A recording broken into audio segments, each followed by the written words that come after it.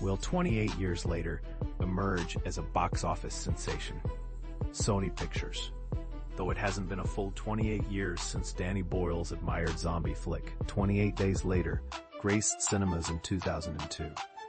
The excitement hasn't waned as he reunites with screenwriter Alex Garland for the eagerly anticipated 28 Years Later. This film is touted as one of the must-see horror movies of the summer, if not the most awaited of 2025 as a whole. That said, it represents a significant gamble for Sony Pictures, who have invested a considerable budget not only in this movie, but potentially in a trilogy. The looming question is whether this bold investment will see a generous return.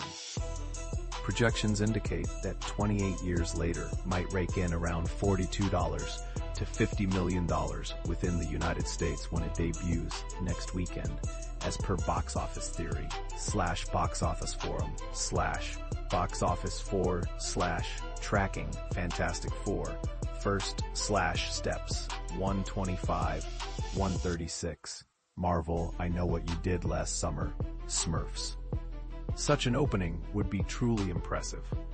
According to Deadline, which is #1667 #2025, tickets for 28 Years Later are already proving to be significantly elevated as early as this week, so it's well surprising that the third entry in Boyle and Garland's zombie franchise carries a budget said to be in the $75 million range, which is remarkably expensive for a horror production much of the time.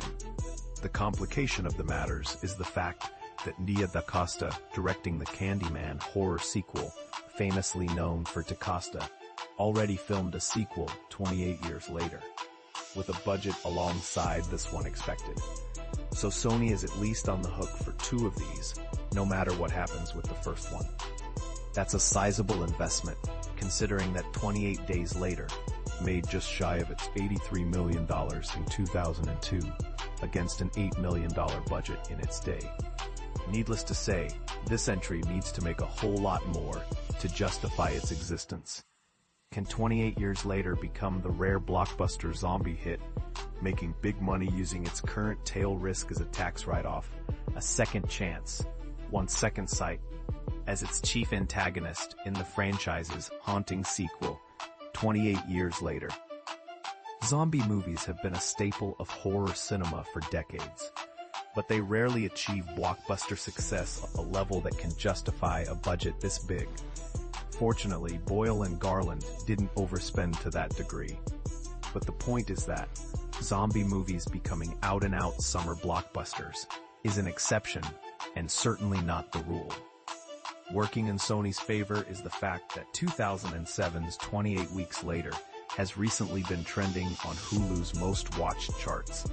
It's evident that people are getting caught up on the previous installments between the new entries, well before the film arrives.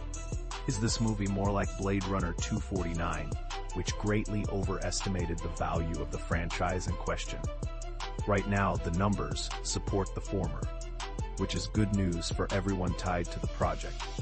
28 Years